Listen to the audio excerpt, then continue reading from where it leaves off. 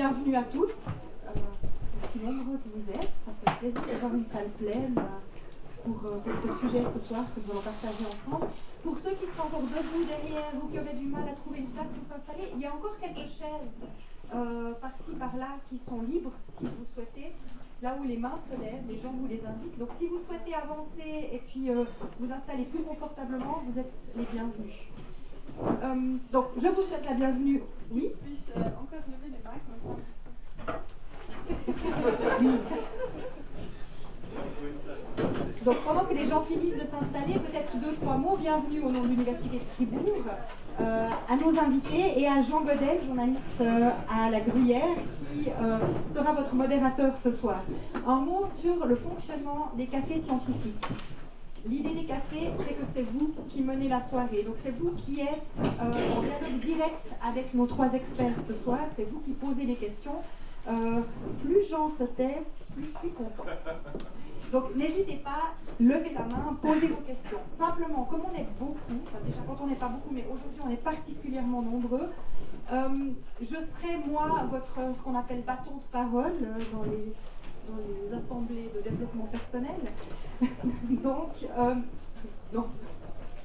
Donc, s'il vous plaît, pour qu'on ne se marche pas dessus et puis qu'on puisse avoir un dialogue sain et un petit peu organisé, si vous voulez poser une question, faites-moi signe. Je viendrai vers vous, je me placerai derrière la prochaine personne qui aura la parole et puis j'irai de l'un à l'autre. Comme ça, on pourra suivre. Alors, la conversation est parfois décousue, mais ça marche mieux comme ça que si tout le monde parle en même temps. Voilà, je pense que les principales règles sont dites. À la fin de la soirée, quand on aura terminé, vous serez tous invités à vous rendre sur votre gauche. À la sortie, le bar du Nouveau Monde sera ouvert. Nous vous offrons des petites grignoteries et puis vous pouvez commander à boire au bar du Nouveau Monde. Ainsi, la discussion peut se poursuivre de manière encore moins formelle. Très bien, je cède la parole à Jean et je me tiens à votre disposition. Merci Farida. Il y a quelques années, j'expliquais à un ami français le fonctionnement de la démocratie suisse où on devait voter tous les 3 mois sur des objets parfois très compliqués. Je lui ai dit que c'était des fois sur des objets très simples comme la largeur des camions. Je me rappelle il y a quelques années, on avait dû voter sur la largeur des camions, puis des fois sur la RPLP. Je vais lui expliquer que c'était la RPLP. Il trouvait ça très compliqué, mais là ce soir on a battu tous les records. On va voter le 10 juin sur la monnaie pleine, une initiative sur la monnaie pleine. Et je dois vous dire que j'ai choisi ce sujet quand Farida m'a proposé ça pour l'université. Je me suis dit tiens, comme ça je vais y comprendre quelque chose. Donc apparemment c'est un sujet qui anime les foules et merci, bravo d'être là ce soir. Avant de vous céder la parole, une brève présentation. Au milieu, je pense que vous avez tous reconnu le professeur Sergio Rossi. On l'entend souvent à la radio, à la télévision. On le lit dans le temps où il fait un blog. Et vous êtes surtout professeur ordinaire à l'Université de Fribourg, où vous dirigez la chaire de macroéconomie et d'économie monétaire. À votre droite, Monsieur Serge Gaillard, on vous connaissait aussi à l'époque en tant que syndicaliste. Vous étiez secrétaire dirigeant de l'Union syndicale suisse. Dès 1993, vous avez été responsable de la politique économique à l'Union syndicale suisse et depuis 2012, après un passage au SECO, vous êtes le directeur de l'administration fédérale des finances. Et à côté de moi, Jonathan Massonnet, alors c'est le fils qui tue le père puisque vous êtes actuellement chargé de cours à la Haute École de gestion du canton de Genève et à l'Université de Fribourg, mais vous venez de passer une thèse de doctorat auprès du professeur Sergio Rossi, et il est cru comprendre que vous n'étiez pas tout à fait du même avis sur la question de la monnaie pleine. Voilà. Une présentation brève étant faite, je vous cède la parole peut-être monsieur Sergio Rossi. Vous êtes dans le comité scientifique de l'initiative pour la monnaie pleine. Peut-être vous présenter un peu plus profondément, de manière à ce qu'on comprenne aussi quels sont vos travaux sur ce domaine-là et expliquer peut-être en quoi aussi vous êtes engagé dans cette initiative. Oui, merci, bonsoir à tout le monde. Merci de m'avoir invité. Ça fait à peu près 30 ans que je traite des questions monétaires. J'ai commencé en tant que théoricien de la monnaie parce qu'il faut comprendre ce qu'on fait avant de pouvoir entamer une recherche sur le terrain. Et ensuite, les quelques 15 dernières années, je me suis occupé aussi des questions de politique monétaire, parce que je pense qu'après une vingtaine d'années de théorie monétaire, j'ai quelques idées sur ce qu'est la monnaie. Et de là, j'étais sollicité par les initiants de faire partie du comité scientifique. Et au départ, j'étais opposé, je le dis ouvertement, à l'initiative, parce qu'elle part d'une fausse conception de la monnaie. Ensuite, avec les discussions que j'ai menées avec les initiants, en Suisse romande, en Suisse alémanique et au Tessin, je me suis aperçu que c'est quand même important d'appuyer cette initiative, ne serait-ce que pour prolonger le débat et faire comprendre au peuple suisse, aux politiciens et aux banquiers centraux et secondaires qu'est-ce que la monnaie, parce que parmi tous ces acteurs que je viens de mentionner, personne ne sait qu'est-ce que la monnaie. Et ça, c'est un sujet tellement difficile à faire passer, parce que si on parle de nanotechnologie, de médecine vasculaire et j'en passe, on écoute des experts. Et on fait confiance aux experts, on essaie de comprendre, mais enfin, c'est des sujets qui nous échappent, mais on a le sentiment qu'ils sont des experts et on les suit quand même, ou on vote pour l'initiative que les experts nous proposent. Alors que lorsqu'on parle de monnaie, on fait un micro-trottoir, on fait des interviews ici à côté de la gare, tout le monde sait à peu près qu'est-ce que la monnaie. On prétend de le savoir, mais en fait, même les économistes que je côtoie à travers le monde ne le savent pas. On est très peu à savoir qu'est-ce que la monnaie. Je disais à mon interlocuteur Serge Gaillard, ça peut paraître surprenant, c'est affligeant. À chaque fois que j'écris un papier en théorie monétaire, et des papiers scientifiques qui portent sur quelques 6 à 8 000 mots, je dois commencer à nouveau par expliquer qu'est-ce que la monnaie, avant de pouvoir une fois aller de l'avant et proposer peut-être une réforme monétaire qui est différente de l'initiative Monnaie Pleine, mais qui va dans le sens que Monnaie Pleine est en train de nous proposer, c'est-à-dire assurer une stabilité financière à l'ensemble du système monétaire, à l'ensemble du système bancaire. Et ça, c'est un grand mérite de l'initiative Monnaie Pleine, et c'est parce que la raison pour laquelle je l'apporte finalement, je vais voter pour le 10 juin. Je sais que ça ne va pas passer, mais je pense, comme pour l'AVS, comme pour le droit de vote aux femmes dans ce pays, comme pour le revenu de base inconditionnel, il y aura plusieurs votations à proposer au peuple, et un jour ou l'autre, on va y arriver. Je ne pense pas que la solution Monnaie Pleine soit celle qui va être utilisée et pas s'imposer. Il y a une meilleure solution, celle que j'avais proposée d'ailleurs, suivant les travaux de mon maître à penser Bernard Schmitt, qui lui s'appuyait sur David Ricardo, un économiste de l'école classique. Donc je n'ai rien inventé, je n'ai pas un grand mérite, mais je pense qu'il faut revenir sur ces questions essentielles. À présent, on a des accords de Bâle 3, de Bâle 4.0, on a le Swiss Finish, on a les règles too big to fail, mais ça c'est juste des changements cosmétiques. Ces nouvelles réglementations ne vont pas empêcher la prochaine crise financière systémique. Elles peuvent empêcher des crises financières, il y en a toujours des crises d'ailleurs financières, mais s'il y a une banque qui part en faillite, il ne faut pas que cela entraîne le système monétaire dans un trou noir et avec ça le système économique. Donc il faut une réforme d'ordre systémique. L'initiative Monnaie Pleine nous fait comprendre certaines choses, c'est pourquoi je vais voter pour l'initiative, mais ce ne sera pas la fin du débat, c'est tout le début du débat. Et pour commencer ce soir, j'aimerais qu'on discute de la nature de la monnaie. Parce que je crois que c'est important. Vous pensez sans doute que la monnaie apparaît avec un pouvoir d'achat positif, lié à l'or déposé dans les coffres de la Banque nationale, lié à la confiance qu'on peut attribuer à M. Jordan et ses collègues, ou au fait que la stabilité économique de la Suisse est bien plus remarquable que celle de l'Italie, par exemple.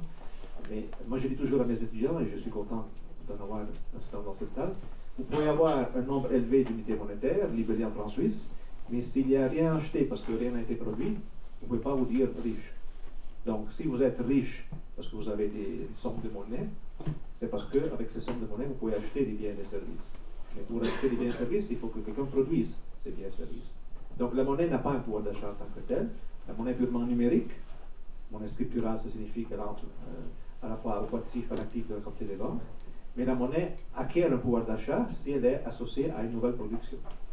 Et l'initiative Monnaie Pleine a ce mérite de nous dire, de nous faire comprendre que les banques abusent de leur capacité d'émettre de la monnaie lorsqu'elles octroient des crédits ou lorsqu'elles ouvrent des lignes de crédit sans avoir de dépôt préalable en guise de couverture.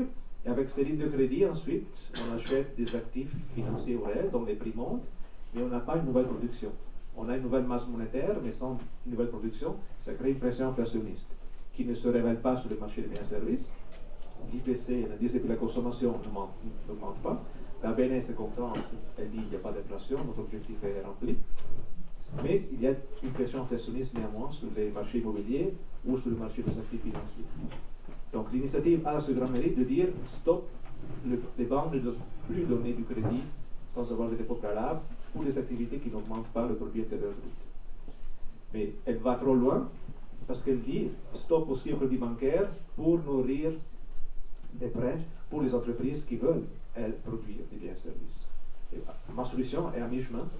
Il faut arrêter ce cirque avec les banques qui font n'importe quoi avec leur capacité d'offrir des crédits, mais il faut aussi non pas aller à l'extrême opposé, d'empêcher les banques d'offrir des crédits s'il y a une nouvelle protection.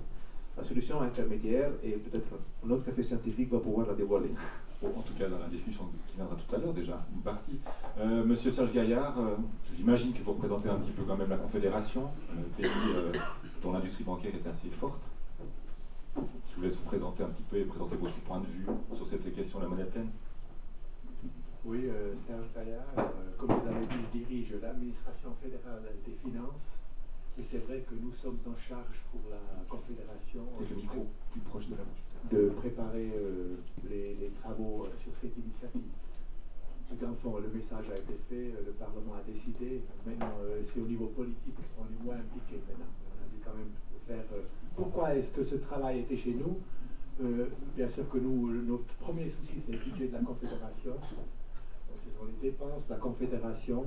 Mais entre autres, nous sommes aussi responsables pour préparer le Conseil fédéral aux discussions avec la BNS, la Banque nationale suisse, qui est indépendante, mais bien sûr qui doit rendre compte et expliquer ce qu'elle fait aussi au Conseil fédéral. Ça veut dire qu'on est responsable pour la politique monétaire, disons pas responsable, mais pour préparer les discussions du Conseil fédéral avec la Banque nationale. Nous sommes aussi responsables pour adapter les lois sur la Banque nationale. C'est pour ça que cette initiative aboutit sur nos pupitres. Et que nous avons discuté et préparé le message pour le Conseil fédéral. Peut-être personnellement, mon lien avec la politique monétaire, je ne crois pas que je passerai les examens chez le professeur Rossi sur la nature de la monnaie, mais je me suis quand même dans ma vie toujours un peu occupé de la politique monétaire, surtout quand j'étais à l'Union syndicale, pour la raison toute simple, parce que la politique monétaire a des grandes implications pratiques sur la vie quotidienne des citoyens du pays et surtout aussi sur l'emploi. Avant d'être à l'Union syndicale suisse, j'avais travaillé pour le Centre de recherche économique à l'ETH à Zurich. Et on avait participé, disons, on avait développé aussi des modèles économétriques pour expliquer comment fonctionne l'économie, pour faire des pronostics. Et là, pour nous, c'était toujours clair que les taux d'intérêt à court terme étaient déterminés par la Banque centrale, avaient une grande influence sur la conjoncture et sur l'emploi. Et c'est pour ça que pour moi, c'était toujours évident que la politique monétaire avait aussi une influence sur l'emploi. Quand je suis arrivé à l'Union syndicale suisse, j'ai réalisé que dans la politique officielle, on avait l'impression que la Banque nationale avait qu'une tâche, c'était d'éviter l'inflation et qu'elle pilotait la masse monétaire et que sur l'emploi, elle n'avait aucune influence. C'est pour ça que dans le fond, j'ai appris le plus sur la politique monétaire quand j'étais à l'Union syndicale. J'ai dû vraiment étudier la question, quelle influence a la politique monétaire sur la conjoncture, sur l'emploi. Et c'est pour ça que j'ai toujours eu une approche très pratique sur la politique monétaire, un peu moins philosophique et théorique. Mais maintenant, la monnaie pleine, pourquoi est-ce que nous avons une position négative envers cette initiative? Dans le fond, il y a de nouveau des raisons très pratiques. La première raison, c'est que cette initiative propose quand même un bouleversement de l'ordre monétaire en Suisse assez radical.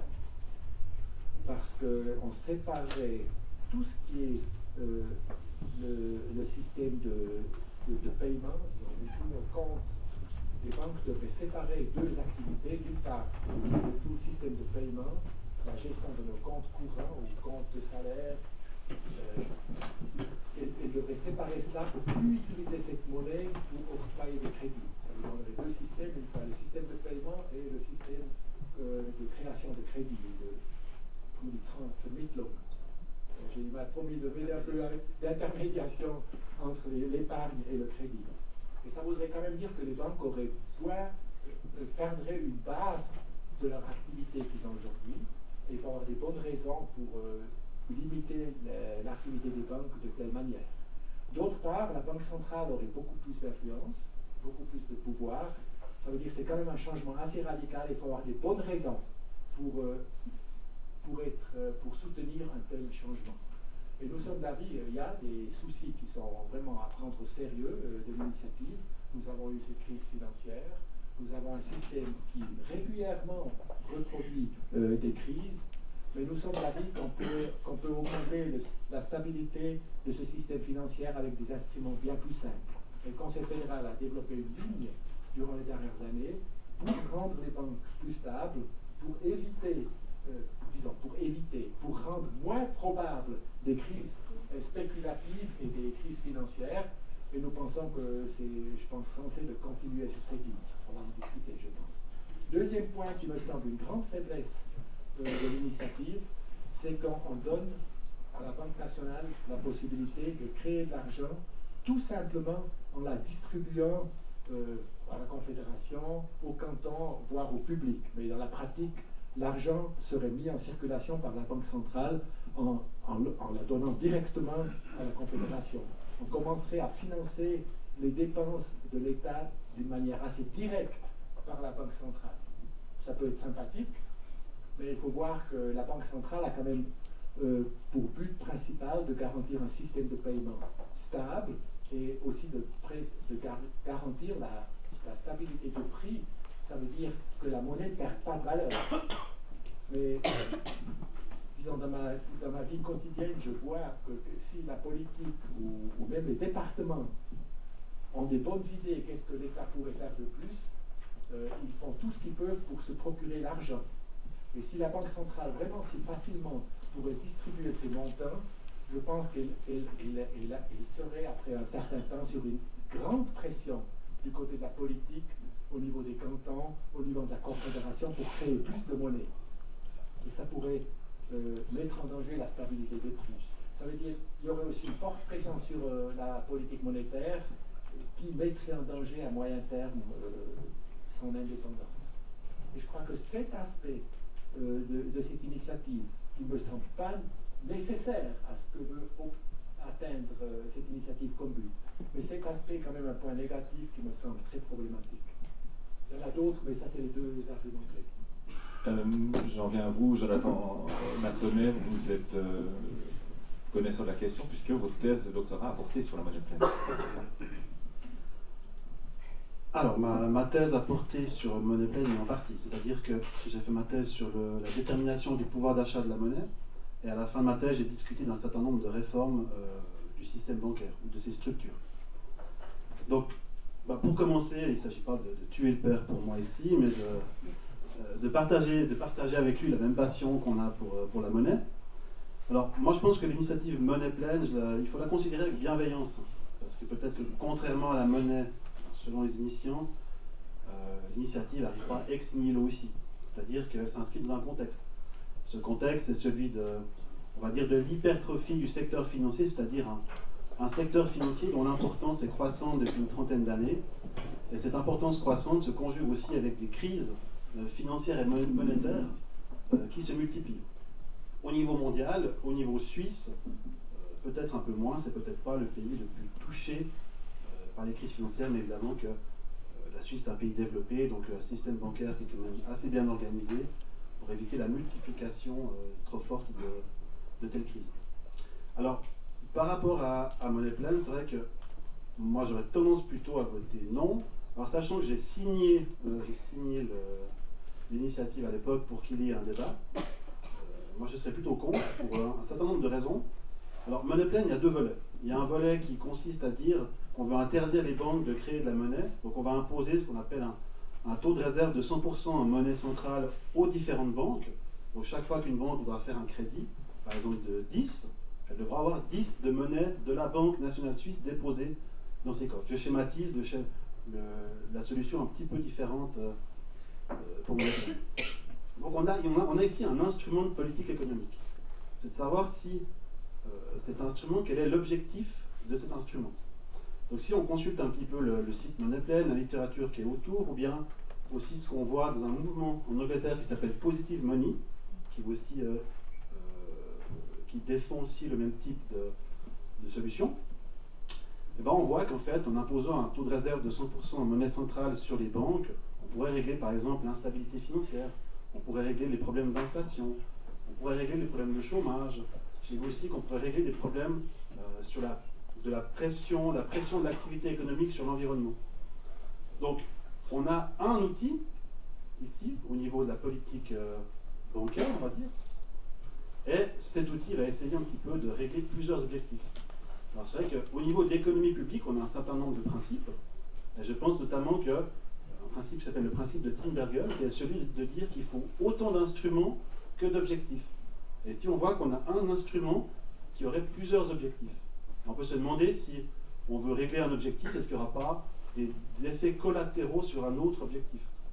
Notamment, si on pense que cette idée peut réduire le chômage, peut-être que ça peut accélérer la pression sur l'environnement, ou bien accélérer la pression sur l'inflation.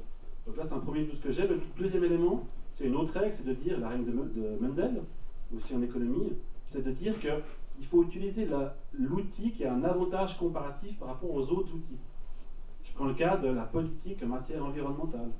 Est-ce que de s'attaquer à la politique de création monétaire des banques, c'est ce qui va mieux régler les problèmes de pression sur l'environnement? Est-ce qu'on n'aurait pas des autres outils, au niveau de la fiscalité notamment, qui pourraient mieux permettre de régler ces problèmes? Ça, c'est le premier volet. Le deuxième volet, ici, pour moi, c'est quelque chose surtout au niveau théorique, mais tout ce qui est théorique et pratique, à quelque part, il n'y a pas d'opposition. Mais c'est de dire que la Banque centrale, la Banque nationale suisse, elle va créer de la monnaie dans ses propres mains, elle va donner la monnaie aux collectivités publiques ou directement aux citoyens. Donc ici, on a vraiment alors une pure création ex nihilo de la monnaie. Et on peut montrer qu'actuellement, comme le système bancaire fonctionne, notamment le système bancaire a sa place dans le circuit économique, vous avez la création de marchandises, la consommation de marchandises, on peut montrer qu'il n'y a jamais une création ex nihilo de monnaie ou de pouvoir d'achat, ou de pouvoir d'achat plutôt. Donc, ici, on voit qu'actuellement, dans le système courant, même si ce lien n'est pas parfait, vous avez un lien entre la création monétaire et la production nationale. Dans le cadre de l'initiative monnaie pleine, on va créer par magie de la monnaie et la donner à l'État.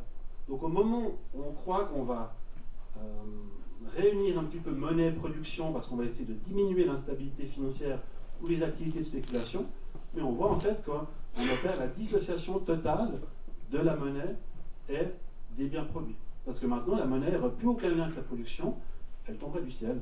C'est un peu une manne divine, comme dirait l'économiste Don Patnick. Avant de passer la parole à Remoteur Farida, j'ai peut-être une toute petite question préliminaire à M. Rossi.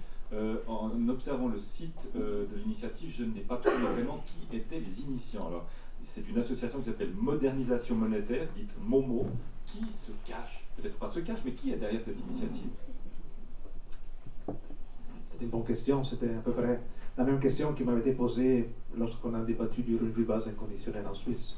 Et la réponse est à peu près la même. C'est des individus de la société civile qui ne s'appuient sur aucun parti politique, sur aucun groupe d'intérêt, surtout les banques, bien entendu, et qui ont un grand mérite d'avoir mis sur pied une initiative, de communiquer de manière excellente, à mon sens, avec toutes les stratégies de communication possibles et imaginables, avec très peu de moyens financiers, vous l'imaginez, qui font un excellent travail, et qui veulent faire en sorte que la société de ce XXIe siècle soit meilleure que celle que nous avons laissée derrière nous à la fin du siècle passé. Et je pense que s'il n'y avait pas eu cette crise financière majeure éclatée il y a 10 ans au plan global, on n'aurait pas eu cette initiative ni l'association, j'imagine. Mais je répète, Jonathan Mansonnet vient de dire que la solution coupe ce lien entre monnaie et production. Oui, c'est l'une des raisons pour lesquelles je suis tout à fait opposé à mettre sur pied l'initiative monnaie pleine telle qu'elle est aujourd'hui proposée. Mais en même temps, il faut être honnête et regarder la réalité. Très très peu des crédits bancaires octroyés aujourd'hui sont liés à une nouvelle production. Pourquoi? Déjà parce que les banques ne s'intéressent pas aux petites et moyennes entreprises, celles qui forment le tissu économique en Suisse et qui produisent des biens et services, surtout pour le marché domestique. Donc les banques ne vont pas donner des lignes de crédit aux entreprises que je viens de mentionner parce que leurs projets ne sont pas aussi rentables que si les banques ouvrent des lignes de crédit entre elles sur le marché interbancaire pour acheter des devises, pour acheter des actifs financiers plus ou moins toxiques ou des actifs immobiliers, donc des immeubles, des maisons, des appartements. Et puis du côté des entreprises, souvent, elles ne vont pas demander des prêts aux banques. D'une part, parce qu'elles ont déjà beaucoup de liquidités, ce sont des entreprises profitables, donc elles vont pouvoir financer leur projet avec leur propre liquidité. Mais surtout parce que d'autre part, inutile de produire davantage lorsqu'on investit grâce aux banques qui octroient des lignes de crédit, si après il n'y a pas une demande suffisante sur le marché national ou à l'étranger. Il y a une crise de surproduction ou de sous-consommation en État, en Suisse comme ailleurs et surtout ailleurs, je dirais, à travers la zone euro par exemple. Donc, les politiques des banques centrales, les politiques accommodantes, le quantitative easing ou le credit easing ou les taux d'intérêt négatifs, en réalité, ne peuvent aucunement stimuler l'activité économique parce que cette chaîne, ce mécanisme de transmission de la banque centrale vers les banques s'arrête là, alors que les banques devraient continuer à octroyer des lignes de crédit aux firmes pour que celles-ci produisent davantage, engagent davantage de monde, donc réduisent aussi le chômage, augmentent la croissance économique, permettent à l'État de récolter davantage de recettes fiscales et de baisser les dépenses pour la politique sociale. Tout ceci ne fonctionne pas, il ne peut pas fonctionner parce qu'il n'y a pas une demande à la hauteur de la capacité de production des entreprises. Donc celles-ci ne vont pas augmenter leur production, même si le crédit bancaire est très généreux et ne coûte plus rien parce que les taux sont proches de zéro. Donc il faut changer de perspective et à mon sens, l'initiative Monnaie Pleine va nous permettre de changer cette perspective. Pas au niveau du monde académique, malheureusement, pas au niveau des banques centrales ni des banques commerciales. C'est la société civile qui doit faire ce changement. Et à partir de l'initiative, je pense que le débat va enfler s'il est bien mené. Mais je vois du côté de la base bancaire suisse et de certains de mes collègues qui appuient les banques en Suisse avec des études parascientifiques, c'est abominable. C'est un débat qui ne fait pas de sens. C'est un débat qui part du ventre, mais qui n'est pas infiltré par une conception correcte de la monnaie, de ce qu'une banque fait et ne devrait pas faire. Donc c'est purement, je dirais, c'est du populisme, quoi. Du populisme qui a visiblement atteint le Conseil national puisqu'il a refusé l'initiative par 165 voix contre 10, tout parti confondu. Une rapide réponse, M. Gaillard, après on passe la parole au public. De mon avis, il y a 2 points que j'aimerais quand même deux propositions que vous avez faites que je ne partage pas. La première, j'ai eu l'impression en écoutant M. le professeur aussi, c'est que vous avez fortement critiqué la politique des banques centrales, pas vraiment directement eux, mais en disant cette politique de quantitative easing, de taux d'intérêt extraordinairement bas, n'a pas fonctionné pour des raisons que je n'ai pas tout à fait compris, mais j'aimerais quand même donner 2 exemples. Vous l'avez vous-même dit, on avait vraiment cette crise financière qui était extrêmement profonde. Nous, on était moins touchés en Suisse que d'autres pays, mais si vous regardez l'Espagne, vous regardez les États-Unis, la Grande-Bretagne, ça veut dire une crise profonde d'investissement, une manque, comme vous l'avez dit, de demande finale, un chômage qui a explosé. Et qu'est-ce qui s'est passé après? Dans une première période, la politique fiscale, veut dire les États, ils n'ont pas vraiment aidé à sortir de la crise. Et je dis ça même en responsable de la politique en Suisse. Parce que si vous regardez la Grande-Bretagne, c'était l'austérité forte. Vous regardez l'Europe. Le premier souci de la politique a été de mettre en ordre des finances publiques, veut dire de lancer des programmes d'économie. Les seuls qui étaient vraiment très, très actifs pour soutenir la conjoncture, pour sortir, pour faire augmenter l'emploi et pour faire baisser le chômage, c'était les banques centrales. Si vous prenez la Banque centrale américaine, elle a dit on restera aussi souple jusqu'à ce que le taux de chômage est retombé au niveau qu'on avait avant la crise financière. Et en Angleterre, c'était extrême, mais ils ont choisi, ils ont inventé des nouveaux instruments avec le but de baisser les taux d'intérêt et de rendre plus facile le financement d'investissement. Et moi, de mon avis, c'est un succès, un plein succès. Nous avons aujourd'hui aux États-Unis, je sais que pas tout est positif, je ne veux pas être celui qui défend tout ce qui se passe aux États-Unis, mais ils ont réussi à faire baisser le chômage au niveau d'avant la crise financière, surtout avec le biais de l'assouplissement de la politique monétaire. Ça montre que les banques centrales, même au moment où les banques ne fonctionnaient plus tellement bien après la crise financière, ont réussi à trouver des instruments. Et ça montre quand même que le système monétaire qu'on a aujourd'hui n'est pas si inutile et qu'une bonne politique monétaire dans ce système peut avoir des très bons résultats. Première chose. Deuxième chose, excusez-moi parce que j'ai aussi critiqué les banques, et on m'a déjà prévenu que je pourrais, dans cette composition du podium, on pourrait avoir l'impression que je vais défendre les banques tout ce soir. Mais quand même, nous avons il y a une chose qui ne me semble pas tout à fait correcte. Nous avons les dépôts, nos comptes courants chez les banques. Moi, à la banque cantonale à Zurich, j'ai pris le bilan de la banque cantonale avec pour regarder à peu près qu'est-ce qu'ils font avec cet argent. Et j'ai réalisé que on avait à peu près 80 milliards, c'est plutôt, quand on est plutôt grande, 80 milliards de dépôts, disons, de comptes courants, plus ou moins, le bilan est passé en tout à fait détaillé. Mais ils ont quand même octroyé pour 77 milliards des crédits hypothécaires. Alors on ne peut pas dire que ces crédits, c'est de la spéculation. C'est quand même des crédits hypothécaires à des citoyens qui construisent une maison, qui achètent un appartement, et tout à fait utile. Ça veut dire il faut faire attention qu'on ne critique pas trop. Bien sûr qu'il y a toute la spéculation, les mouvements de capitaux qui font peur pour la spéculation, des transactions de devises et tout ça, mais il y a quand même en tout, pour le citoyen, nous on a un système bancaire qui ne fonctionne pas si mal pour les paiements. On trouve chacun a plusieurs choix où il peut ouvrir un compte. C'est pas dans tous les pays comme ça. Il y a des pays où, si vous avez des revenus bas ou des soldes bas sur le compte bancaire, vous avez des problèmes à trouver une banque qui vous donne le compte. Donc, nous avons quand même des services bancaires qui sont pas très mauvais en Suisse. Et le crédit fonctionne. Bien sûr qu'il y a des problèmes de stabilité. C'est pour ça qu'il y a aussi certaines sympathies pour cette politique monnaie pleine et tout ça. Mais pas tout est mauvais et fonctionne mal ce qui concerne les banques. Peut-être on passe la parole au bout. Bonsoir messieurs, bonsoir à toute la salle. Vous demandiez qui était derrière l'initiative. Je suis un membre du comité d'initiative. Ils m'ont même mis comme Winkelried le premier. Donc il m'a poussé. J'ose demander votre nom. François de Sidenthal, de Lausanne, dans le canton de Vaud. Je voulais attirer l'attention à toute la salle qu'au podium, il y a une personne pour l'initiative et tous les autres, visiblement, sont contre l'initiative, ce qui n'est pas très juste dans la composition du podium. Et la question essentielle, c'est de tenir compte du fait que les conditions économiques ont complètement changé. Comme le disait le professeur Rossi, nous sommes face à une abondance considérable dans les faits. Il faut voir la réalité économique. Et vous avez une abondance colossale de tout. On surproduit de la nourriture, des choses, des objets, des services. Et il n'y a pas le pouvoir d'achat correspondant en face. C'est ça le grand défi actuel.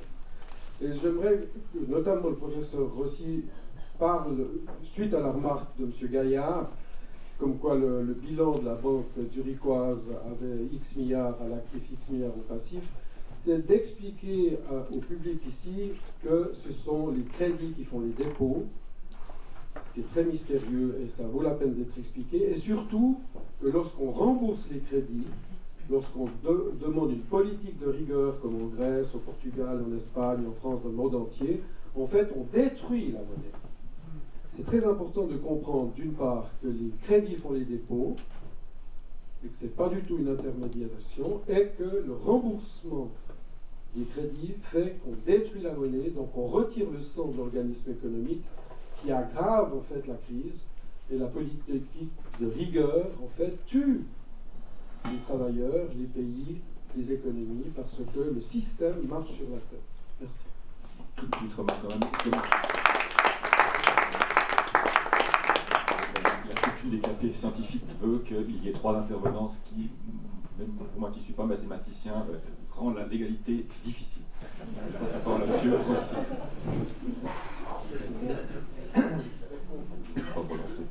Merci pour vos remarques. Loans make deposits, les crédits font les dépôts. C'est Schumpeter qui l'avait fait remarquer dans ce terme il y a plus d'un demi-siècle, dans un ouvrage publié après sa mort, l'année de sa mort, mais après qu'il était disparu. Et c'est quelque chose qui reste difficile à faire comprendre. J'ai fait une fois un débat à la télé au Tessin qui est devenu viral sur Internet. Face à moi, j'avais Sergio Monti et on discutait de qu'est-ce que devrait faire le canton du Tessin pour faire en sorte que l'économie tessinoise se porte mieux, et on discutait des banques. Et moi, j'ai dit il faudrait que les banques commencent à donner des lignes de crédit aux entreprises sur le canton, afin que celles-ci puissent produire, engager des jeunes, des moins jeunes, payer des impôts à l'État, afin que l'État ait un équilibre budgétaire, etc. Et puis, son argument, c'est de dire, mais avant de donner crédit, il faut que les banques aient des dépôts. J'ai dit non, parce que d'où vient le premier dépôt? Il ne tombe pas du ciel. Il est vrai que Friedman fait appel à l'hélicoptère monétaire, cette image qu'on dégage des billets de banque et puis on se précipite pour les ramasser pour ensuite les déposer à la banque. Mais moi, je n'ai pas encore vu d'hélicoptère monétaire en Suisse, ni ailleurs. D'ailleurs, les billets de banque qu'on a discuté tout à l'heure avec M. Gaillard représentent un dépôt bancaire. C'est un titre. Si vous avez un billet de banque sur vous, et vous allez ensuite payer l'apéro à votre copain ou à votre copine après ce café, ça c'est un titre, un dépôt bancaire qui lui reste inscrit dans le bilan de la Banque nationale. Sauf si c'est de la fausse monnaie. Parce qu'on dit la monnaie circule, on mesure même la vitesse de circulation de la monnaie. Non, la monnaie ne circule pas. La monnaie, c'est un pur instrument numérique qui mesure l'actif et le passif des bilans bancaires. Alors, lorsqu'on parle de la Banque cantonale de Zurich, et puis on dit qu'elle donne des crédits hypothécaires, oui, c'est clair. Mais la plupart des crédits qu'une banque octroie, ce n'est pas pour les particuliers, ce n'est pas pour les entreprises, ce n'est pas pour le secteur public, mais c'est pour ses consoeurs ou ses confrères. Le marché interbancaire, c'est le marché sur lequel les banques se prêtent entre elles des sommes colossales. Du matin au soir, d'ailleurs, une grande partie. À 9 h du matin, la Banque cantonale de Zurich peut ouvrir une ligne de crédit à Crédit Suisse. Crédit Suisse achète des actifs financiers avec cette ligne de crédit. Et le soir, Crédit Suisse fait en sorte de rembourser la Banque cantonale de Zurich pour cette même somme. Pendant la journée, il n'y a pas d'intérêt à payer. Donc c'est de la spéculation financière, celle-là. Et la plupart de ces sommes de monnaie n'apparaissent nulle part dans les statistiques, parce que les statistiques sont hebdomadaires ou mensuelles, et donc les lignes de crédit ouvertes et fermées par le remboursement le soir permettent aux banques de faire énormément de fric, comme on dit, des bénéfices colossaux, si les choses tournent dans le bon sens, mais disparaissent du radar avant que le radar puisse commencer à s'en apercevoir. Donc l'émission monétaire que les banques pratiquent, elle est utile, elle est indispensable pour faire fonctionner le circuit économique qui est formé par les ménages qui travaillent, les banques qui sont là pour émettre de la monnaie et donner des crédits, les entreprises au sein desquelles elles produisent. Mais les banques ne doivent pas abuser de cette capacité, ce qui à présent est le cas en Suisse comme partout dans le monde. Et l'initiative veut éviter des abus pareils, elle va trop loin dans cette ligne, mais elle a quand même ce grand mérite de nous avoir fait comprendre que les crédits font les dépôts. Et ça, c'est de la logique pure. Une ligne de crédit ne repose sur rien. Une ligne de crédit, c'est de permettre aux payeurs de se désendetter face aux payés, de permettre à l'acheteur de régler sa dette de manière finale face au vendeur. Et pour ça, il faut, comme disait Bernard Schmitt, un troisième intervenant qui n'achète et ne vend rien. John Hicks aussi dit toute transaction implique trois intervenants. Celui qui paye, celui qui est payé et un banquier. Et la banque et le banquier qui émet de la monnaie n'achètent et ne vendent rien dans cette opération. Ça, c'est un instrument purement comptable, numérique, qui n'a pas de pouvoir d'achat en tant que tel. Mais il est faux de penser que les dépôts font les prêts. Bien sûr, une banque va se refinancer en cherchant les dépôts auprès du public, parce qu'elle doit quand même couvrir quelque part dans sa comptabilité les crédits qu'elle a octroyés. Mais si vous allez demander un crédit hypothécaire à la banque cantonale ici à côté, si jamais vous êtes reçu et puis on peut entrer en matière, on va vous demander votre certificat de salaire, si vous avez des garanties de solvabilité, etc. Mais le type ou la personne qui est au guichet ou dans une salle et qui vous dit oui, je vous donne ce crédit bancaire, ce crédit hypothécaire, ne va pas regarder si la banque cantonale a cette somme dans les dépôts qu'elle a récoltés auprès de la clientèle.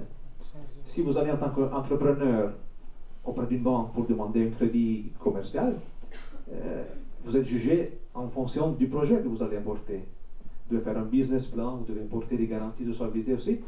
La banque, si elle décide de vous octroyer une ligne de crédit, elle ne va pas regarder s'il a des dépôts suffisants pour financer ce prêt. Donc, les banquiers, et Richard Werner, l'un de mes collègues qui a travaillé là-dessus, a fait une expérience en Allemagne. Il a suivi pendant quelques jours auprès d'une banque en Allemagne le processus d'octroi de crédit. Et il a fait plusieurs publications en anglais à cet égard, publiées en 2014 et en 2016, sauf erreur, dans le Journal of International Finance, si je me souviens bien. Et il a vraiment montré de manière empirique, moi je suis théoricien au départ, donc peut-être que c'est trop philosophique, mais moi je pense que les concepts doivent être clairs. Si on mélange monnaie et dépôt bancaire, par exemple, si on mélange monnaie et crédit, si on mélange monnaie et revenu, en termes conceptuels et philosophiques, on dit n'importe quoi et puis on fait de la politique qui ne fonctionne pas. Donc, il faut être théoricien au départ, même si ça paraît très loin de la réalité, c'est au contraire des lunettes qu'il faut avoir pour comprendre la réalité. Donc, Richard a été sur le terrain, Richard Werner a été sur le terrain, il a montré que les banques ne regardent pas ce qu'elles ont récolté comme dépôt lorsqu'elles décident des crédits octroyés. Et dans sa propre terminologie, il sépare les lignes de crédit ouvertes par les banques et qui permettent de faire augmenter le produit intérieur brut, des lignes de crédit ouvertes par les banques qui ne font pas augmenter le produit intérieur brut. Et la plupart des crédits bancaires, c'est de cette deuxième catégorie. Ça enfle la masse monétaire, entendez le total des dépôts auprès du système bancaire national, mais ça ne fait pas enfler le produit national. Donc il y a un écart inflationniste. Comme je disais tout à l'heure en guise d'introduction, cet écart n'apparaît pas sur le marché des biens, services, produits, parce que ces crédits ne sont pas dépensés pour acheter des biens et services, sont dépensés pour acheter des actifs réels ou financiers, surtout financiers. Et donc il faudrait, comme c'était au niveau académique le débat au début de ce siècle, il faudrait peut-être réfléchir si les banques centrales ne devraient pas aussi intégrer dans leur mesure de ce qu'on appelle l'inflation, au-delà des prix des biens et services qu'on achète ici comme consommateurs, aussi des prix des actifs, notamment des actifs financiers. C'est difficile, voire impossible de le faire. Donc ça montre que les banques centrales doivent aller au-delà du marché des biens et services. La stabilité financière d'ordre systémique est une tâche que la Banque centrale doit assumer, assurer cette stabilité financière et pas de manière ancillaire, pour utiliser un anglicisme, par rapport à la stabilité des prix tout court sur le marché des biens et services. Première réaction de M. Gaillard avant de passer à M. Massonnet. La destruction, vous avez oublié La destruction des dépôts par le remboursement des crédits, c'est le retour de manivelle. Mais ce n'est pas destruction de monnaie, c'est destruction de dépôts. Si une entreprise obtient une ligne de crédit auprès d'une banque pour produire des biens et services, elle va payer des salaires à ses collaborateurs. Aucune entreprise n'utilise ses fonds propres pour payer les salaires. Elle va disparaître après quelques semaines ou quelques mois. Mais si l'entreprise ensuite réussit à vendre ses produits sur le marché des biens et services, elle va récupérer donc un revenu avec lequel elle peut rembourser la banque. Donc le revenu, lui, il est créé lorsque les salaires sont payés et il est détruit lorsque les salariés dépensent leur salaire pour acheter des biens et services. La monnaie est créée et détruite à chaque fois qu'il y a un paiement. Peut-être respecter la hiérarchie, vous passez peut-être juste après M. Gaillard, si vous êtes d'accord, on revient sur le tout. M. Gaillard, une première réaction. Oui, moi je comprends tout à fait ce que vous dites, que les banques, en octroyant des crédits, ils créent des dépôts aussi. Ça c'est clair. Ça veut dire, j'ai aucun problème avec ça, disons. C'est la réalité que les banques, eux, dans notre système, ils créent une partie de la monnaie. Je ne sais pas si ça passe dans vos tests, si c'est formulé tout à fait précis, mais c'est eux qui mettent une partie de la monnaie en circulation en octroyant des crédits. Alors, ça, c'est pas quelque chose tellement... On le sait. La question est, qu'est-ce que le problème? So what avec ça? Et là, je vous entends bien, le problème... Alors, il y a deux problèmes, vous avez mentionné. Le premier, c'est que vous avez dit que c'est ma statistique, là, c'est quand même le bilan de la banque cantonale de Zurich, qu'elle donnait qu'une partie de la réponse, mais ça montre quand même que le soir, ou en tout cas fin du mois, on fait le bilan, ou fin de la journée, elle a quand même octroyé pas mal de crédits utiles pour les hypothèques et aux entreprises. Ça veut dire cette partie fonctionne. Maintenant, vous dites que les banques font beaucoup d'autres choses avec cet argent, de la spéculation, ils achètent des devises, ils le revendent 2 heures plus tard, je pense avec des ordinateurs.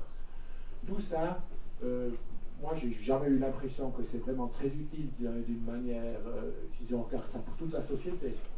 Mais un gagne, l'autre perd. Le soir, c'est plus dans le bilan, ça me dérange aussi pas. J'ai jamais tout à fait compris pourquoi ça devrait me déranger. Ça fait peur, parce que ce sont des grands chiffres. Mais l'effet, à la fin, on ne l'a pas dans le bilan, on ne l'a presque pas dans les comptes.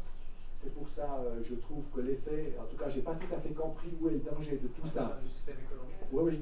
Mais voilà. Mais maintenant, alors, ce qui est vraiment un danger, vous dites, dans le fond, si je vous ai bien compris, vous dites, comme les banques commerciales peuvent créer de l'argent, et qu'il y a plus d'argent en circulation, ça va dans les actifs qui existent déjà, ça fait augmenter la valeur, ça permet aux bulles spéculatives à émerger, et une bulle spéculative qui explose, ça met en danger l'économie réelle. Ça, c'est le vrai souci. Mais là, on est d'accord.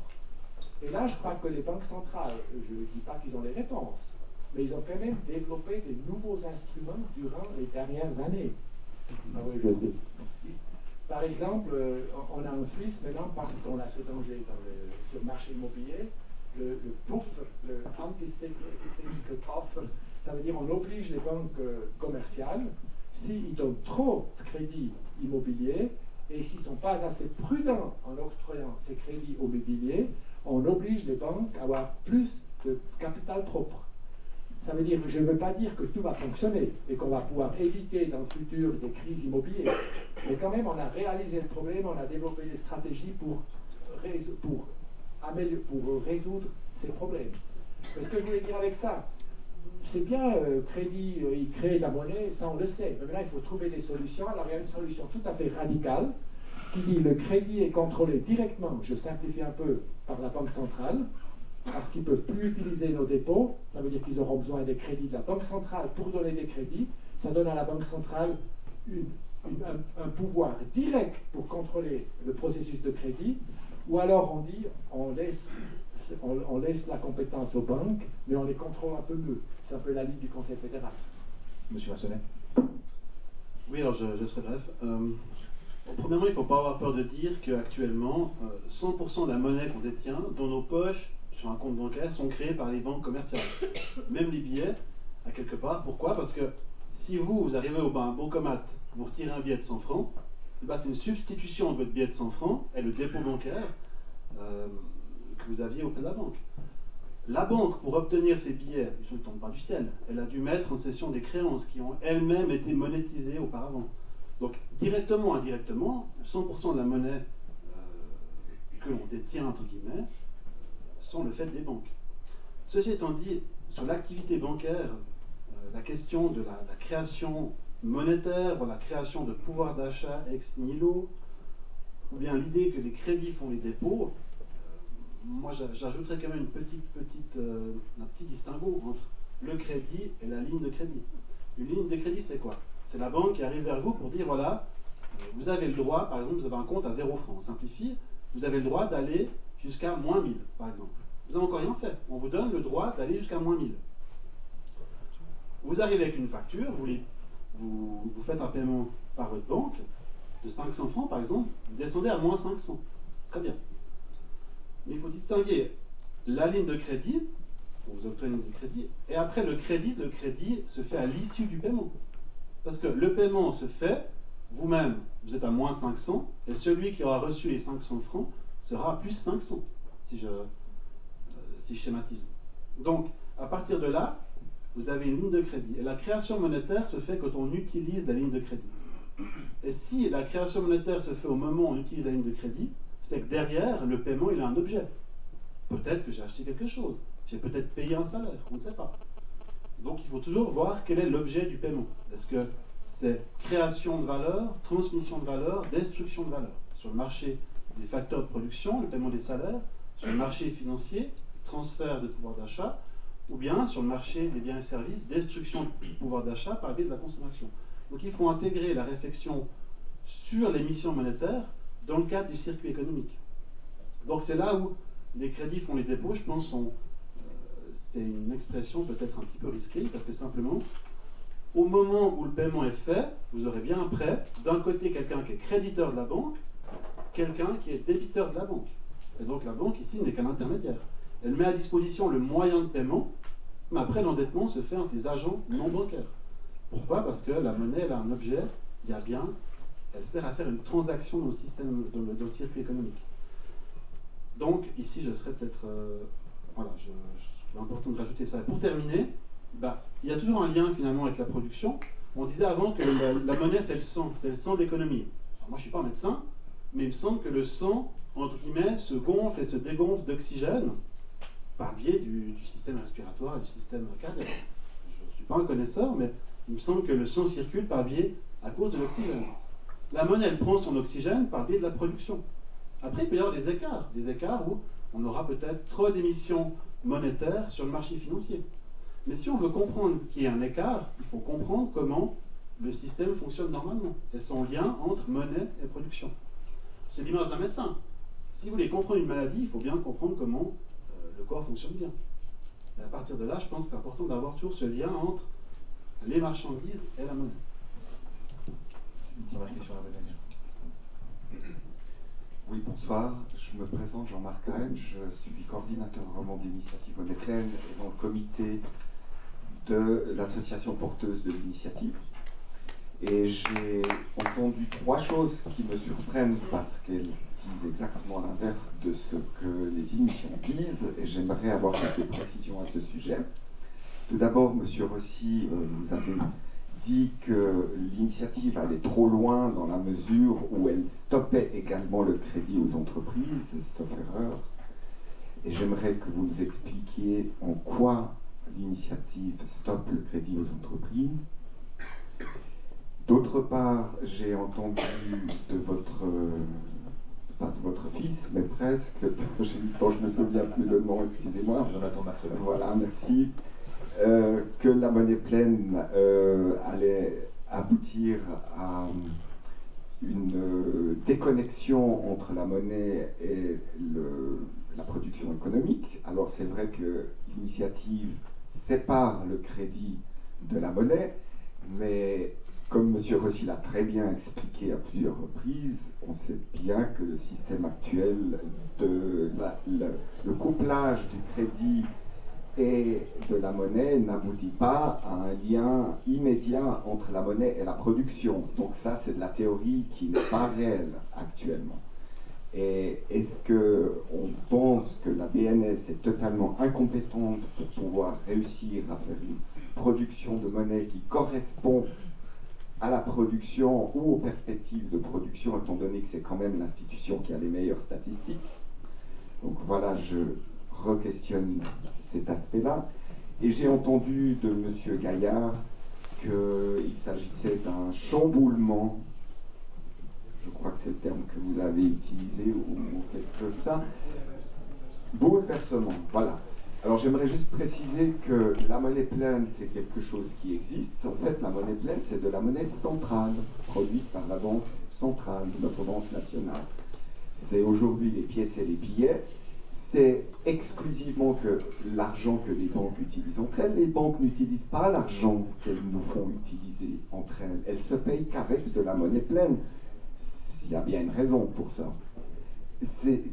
Tous les marchés internationaux des devises utilisent de la monnaie pleine, de la monnaie centrale, et nous sommes, les privés et les entreprises et les gens qui travaillons, les seuls imbéciles à devoir être le créancier d'une banque pour pouvoir faire ses paiements. Et cette somme représente 400 milliards de francs actuellement, c'est-à-dire tous les comptes à vue des banques. Et c'est une bagatelle par rapport à l'argent qui circule dans le monde. Alors quand on nous parle de chamboulement ou terme analogue, ça fait légèrement sourire, parce que d'une part, c'est pas nouveau, et d'autre part, c'est juste de rectifier un tout petit peu ce qui est parti un petit peu trop en dérive.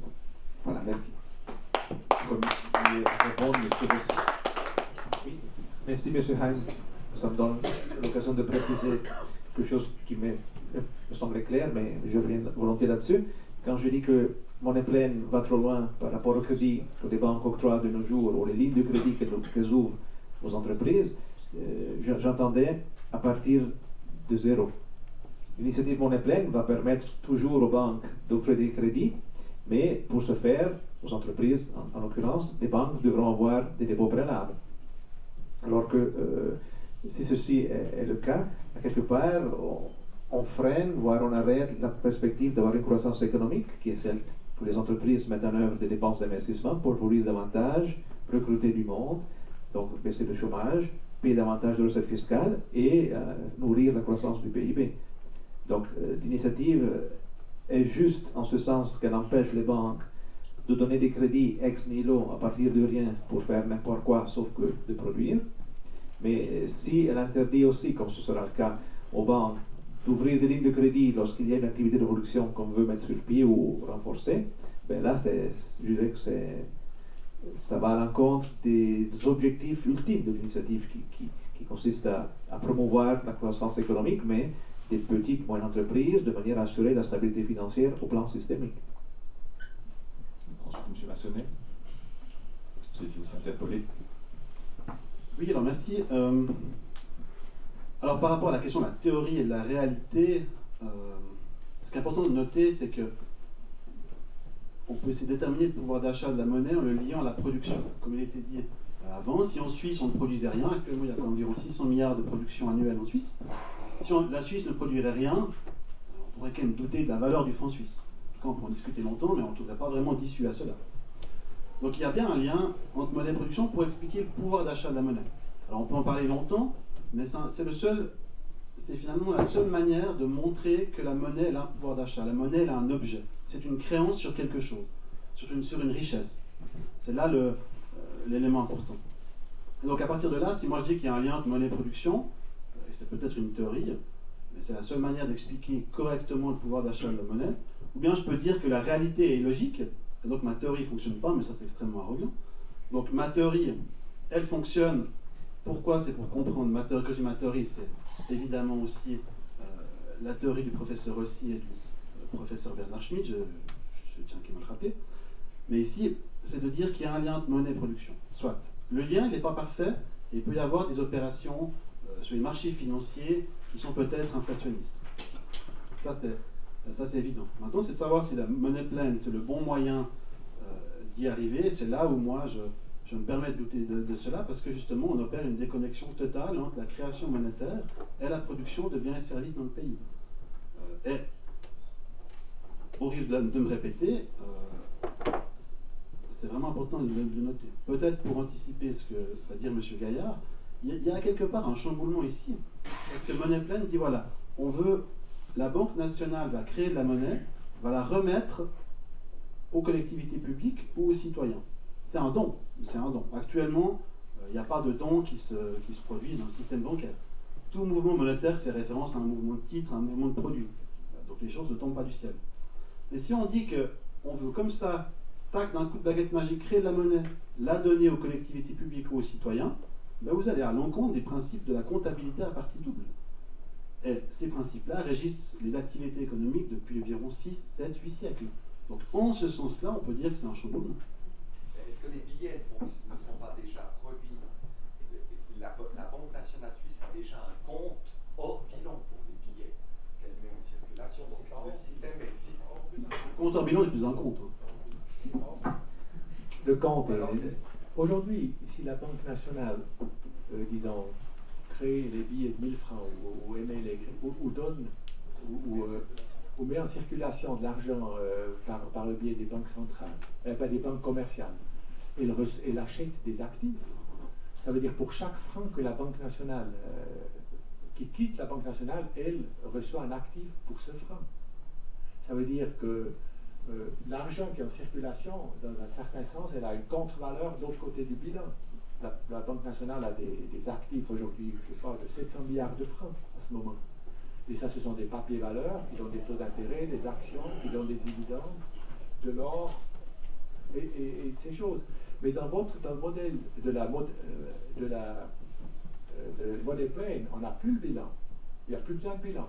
Parce qu'on distribue autant d'argent, bien sûr qu'on ne va pas distribuer. Dans la conception de monnaie pleine, la Banque centrale mettrait en circulation que autant de monnaie pas trop de monnaie pour pas mettre en danger la stabilité des prix.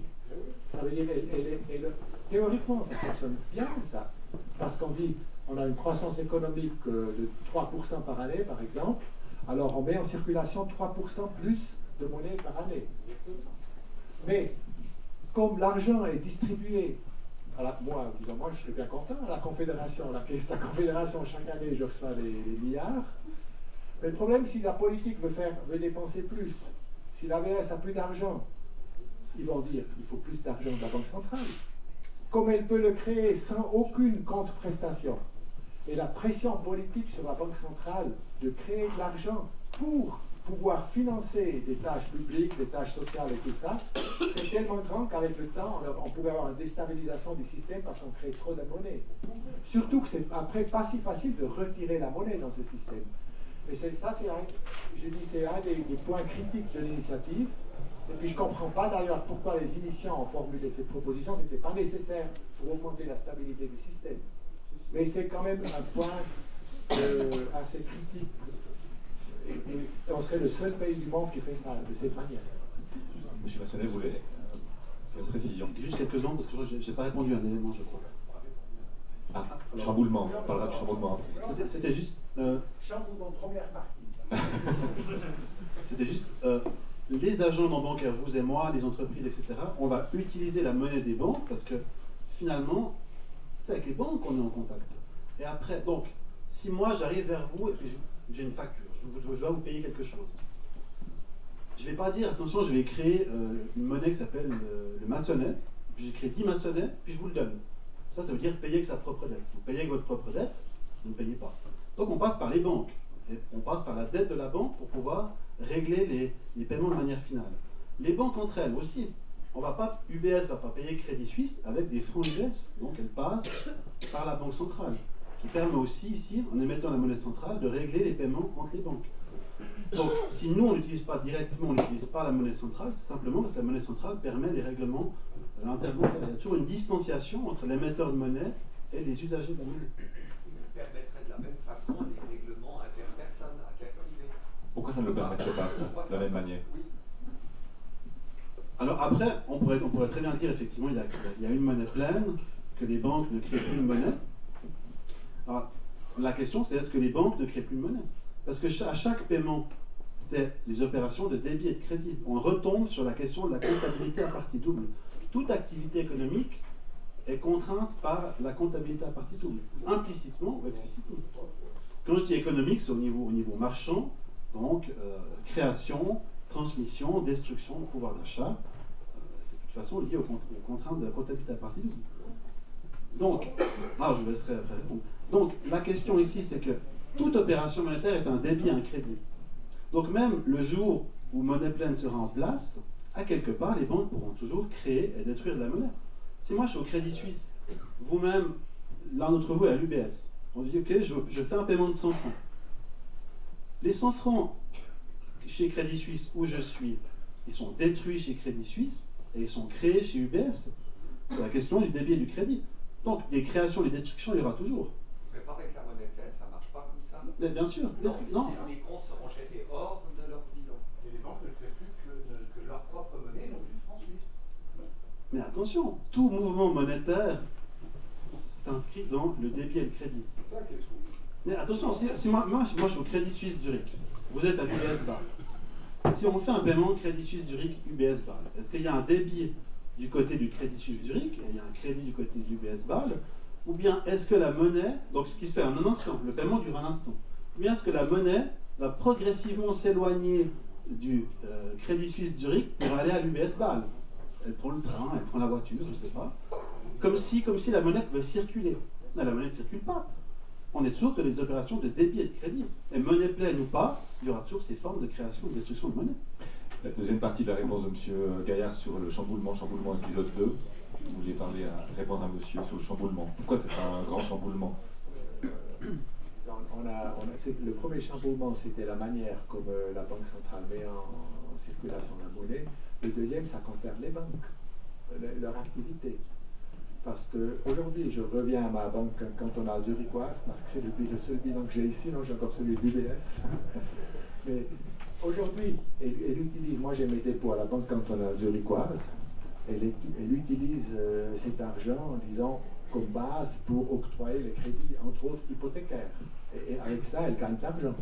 Bon, maintenant, bien sûr qu'on peut dire aussi le contraire, elle crée en donnant des hypothèques aussi, d'autres, de l'argent sur les comptes courants, mais ça, c'est pas important.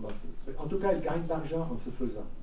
Et avec ça, elle finance, entre autres, toutes les activités de paiement que j'effectue quotidiennement. Ça veut dire, j'ai le compte, je paye presque rien pour ce compte, je paye encore rien. C'est vrai que ça a augmenté les derniers temps parce que les taux d'intérêt étaient si bas, les prix, mais on a quand même tout un système de paiement, de carte de crédit, tout ça, qui est assez bon marché en Suisse, d'une part. Et d'autre part, alors qu'est-ce qui va changer?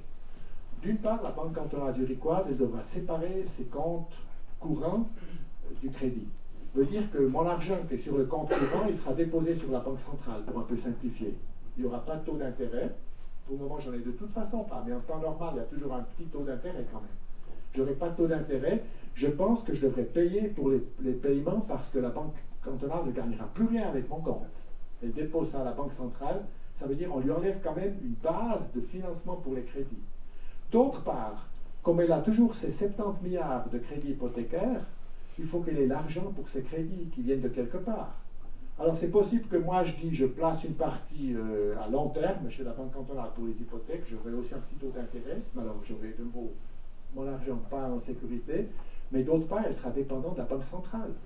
C'est la Banque nationale qui va devoir donner un crédit à la Banque cantonale zurichoise pour qu'elle puisse donner des crédits hypothécaires. Ça veut dire que la Banque cantonale, et c'est quand même un changement assez radical, qui était aujourd'hui assez libre d'utiliser les dépôts pour donner des crédits, et elle sera dépendante de la Banque centrale. Et de cette manière, la Banque centrale va pas rien contrôler la mise en circulation de l'argent, mais aussi aura un contrôle assez direct sur les crédits. Alors on peut être pour ou contre, mais on ne peut pas dire que ce n'est pas un grand changement. La Banque centrale... Pour moi, oui, vous pouvez... Oui, il faut qu'on fasse à boucle, parce que bon, c'est un débat évidemment, j'imagine, je comprends que les gens de l'initiative voudraient être là, mais il y aura d'autres débats. Café Scientifique, c'est pour donner la parole aux gens, hein. Peut-être que des questions plus basiques aussi, moins complexes. Peut-être que M. Rossi voulait juste répondre une dernière chose et après on vous passe la parole, monsieur. Oui, deux remarques par rapport à ce que disait M. Gaillard tout à l'heure. Il a mentionné ce qu'on appelle le volant anticyclique de fonds propres qu'on a introduit en Suisse pour limiter, notamment sur le marché hypothécaire, l'enflement d'une bulle du crédit des banques. Mais ça, ce volant, comme d'autres instruments par rapport à BAL 3, j'ai mentionné même BAL 4, etc., vient après que les banques ont octroyé des crédits. L'initiative Monnaie Pleine veut empêcher le premier step, d'octroyer des crédits qui ne reposent sur rien et qui ne mènent nulle part, sauf faire enfler des profits des banques et des dividendes des actionnaires des banques, mais font aussi enfler des bulles de la dette privée. Et puis, deuxième remarque que j'aimerais faire, parce qu'on est quand même en Suisse, c'est le pays des banques, et les banquiers commandent la politique, c'est évident. Donc, M. Gaillard disait, mais vous comprenez, si on passe à Monnaie Pleine, il y a une pression politique énorme sur la BNS. À présent, il y a une pression énorme par les banques, de Zurich notamment sur la BNS, et pas seulement de Zurich d'ailleurs, de Genève aussi. Moi, je dis souvent, en Suisse comme ailleurs, que les banques centrales ont été capturées par les acteurs de la finance de marché. Et d'ailleurs, le seuil de change minimum, 1,20 franc pour 1 euro, a fait du bien aux banques. C'est les banques en Suisse qui ont acheté énormément de francs suisses et qui ont fait enfler le taux de change du franc par rapport à l'euro. Et c'est les banques qui ont bénéficié quelque part du seuil de change minimum. Et c'est les banques qui, quelque part, bénéficient encore des taux d'intérêt négatifs, parce que c'est nous, les clients des banques, qui supportons d'une manière ou d'une autre les frais de cette politique de taux d'intérêt négatif, qui d'ailleurs n'a pas refroidi le franc suisse à tel point de permettre à l'industrie d'exportation de faire des miracles. D'ailleurs, le taux de change n'est qu'une partie du problème. La grande partie du problème de l'industrie d'exportation qui ont fait que les marchés où elle exporte n'ont pas le pouvoir d'achat qu'autrefois ils avaient suite à la crise. Si on exporte des produits, il y a le taux de change qui joue un rôle, mais surtout le revenu des acteurs dans les pays vers lesquels on exporte. Si ce revenu baisse suite à une crise financière ou une crise économique majeure, peu importe le taux de change du franc suisse, on aura des problèmes à exporter. Mais sur le fond, la politique des taux d'intérêt négatifs, comme le seuil de change minimum, va à l'avantage de la place financière. Et la Banque nationale a été capturée par cette place financière. D'ailleurs, il y a le phénomène des revolving doors. Avant, on était un grand chef auprès d'une grande banque, et ensuite, on devient le grand chef de la Banque nationale. Hildebrandt en témoigne. Donc, soyez clair, Monsieur Gaillard. Soyez clair et honnête, intellectuellement. Lorsque vous dites que la BNS serait soumise à une pression politique intenable si on avait la monnaie pleine, reconnaissez aussi que cette pression est aussi intenable, et d'ailleurs, elle ne tient pas la route, si elle provient des marchés financiers. Il y a une collusion entre les acteurs des marchés financiers et les marchés centraux. Mario Draghi était aussi un grand chef de la finance mondiale, Goldman Sachs. Mario Draghi va être remplacé par un Allemand, donc ce sera encore pire peut-être pour la zone euro, mais Mario Draghi provient de la finance. Et aux États-Unis, c'est pareil. Hein. La réponse de l'accusé peut-être après, pendant le bar. Monsieur. Depuis le début du débat, il y a une chose qui me gêne, c'est qu'on présente toute monnaie comme égale, en gros. Et puis aussi, il y a cette idée que les banques commerciales auraient toute liberté de faire ce qu'elles veulent, alors que la banque centrale serait contrainte. Mais dans les faits, il y a 10 ans, c'est la Banque centrale qui sort d'un chapeau 60 milliards pour sauver l'UBS d'un coup de baguette magique. Si l'UBS avait tout pouvoir de créer de la monnaie comme elle le souhaitait, elle se serait sauvée elle-même. Et si la Banque centrale était contrainte et ne pouvait pas sortir de la valeur d'un chapeau, elle n'aurait pas pu sauver l'UBS. C'est la Banque centrale qui a la capacité d'être le sauveur, d'écrire un chèque ex nihilo. Alors, il n'y a pas de valeur marchande derrière ce chèque, mais il est écrit ex nihilo, alors que la banque commerciale n'a pas ce pouvoir. Et donc, cette impression qui est donnée ici depuis le début me gêne terriblement, parce que quelque part, c'est aussi ça le moteur qu'il y a derrière l'initiative Monnaie Pleine, qui, entre parenthèses, comme M. Rossi, je découvre qu'elle a des côtés plus positifs que j'imaginais. Voilà, et je rends le micro. Est-ce que quelqu'un voudrait répondre à cette remarque? En fait, finalement, les banques ne seraient pas si... la Banque centrale ne serait pas si contrainte que ça dans le système.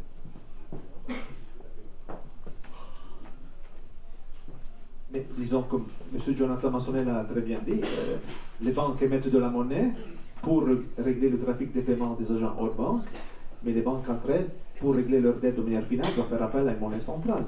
Donc il est clair que si UBS a été sauvé, d'ailleurs c'était pour ce qu'elle a fait ou mal fait aux États-Unis, parce que la partie suisse était à peu près solide, mais si UBS a été sauvée, elle a dû être sauvée par une intervention de l'autorité monétaire, parce qu'elle ne pouvait pas elle-même payer avec sa propre dette, de manière finale, les dettes qu'elle avait et qui étaient échues sur le tas.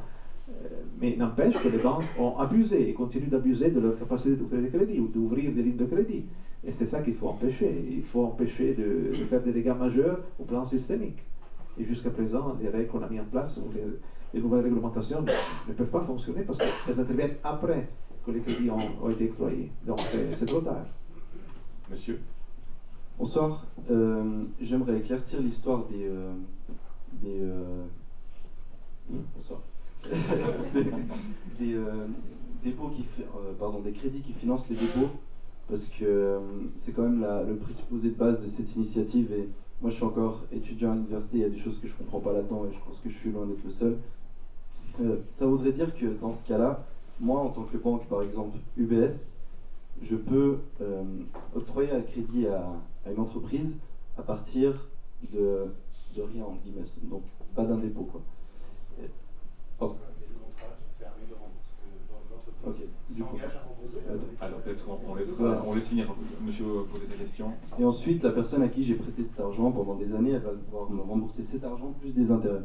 Ça me paraît un peu trop facile comme business model. Si on me proposait ça comme entreprise aujourd'hui, je la prendrais directement pour la diriger, quoi.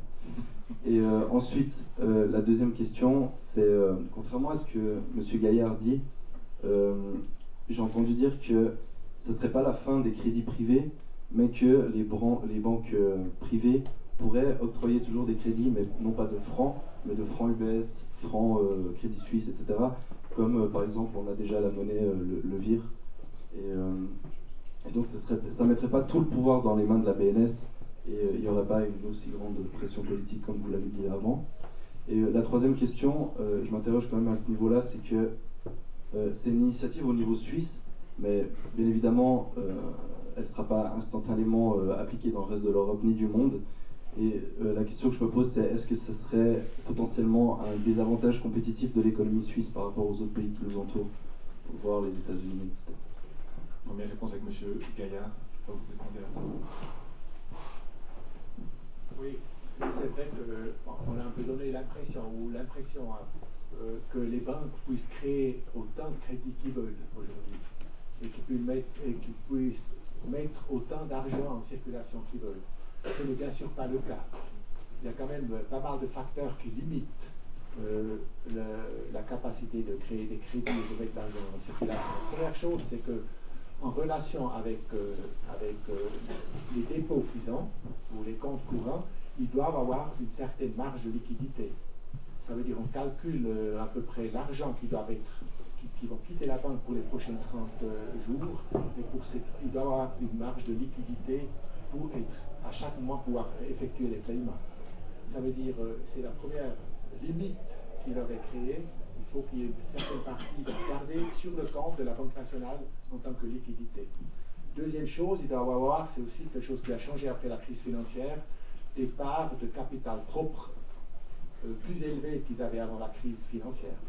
Il est vrai que si on regarde le capital propre comparé avec la longueur du bilan à l'UBS avant la crise financière, c'est élevé à peu près à 2%.